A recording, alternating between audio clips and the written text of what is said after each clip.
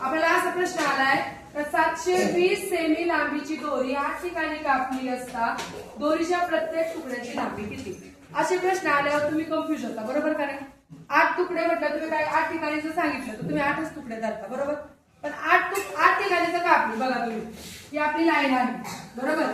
म्हणजे ही रस्सी आहे आपली लांबीची दोरी आणि त्याला किती ठिकाणी कापली आपण? 8 ठिकाणी।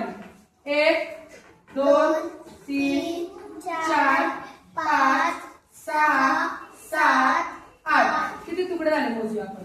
1 2 3 4 5 6 7 8 9 तुकडे किती होतात?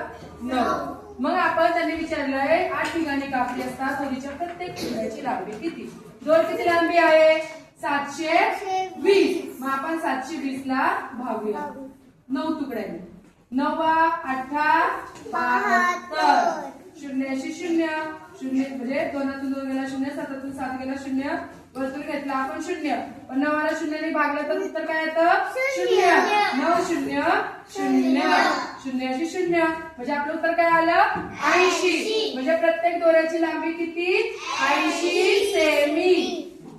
आलं का लक्षात? म्हणजे तो तुकडा जेवढे घाव एक तुकडा वाढतो आणि जो तुकडा दिला असेल तर घाव एक तुकड्याने कमी होतो। लक्षात आलं का?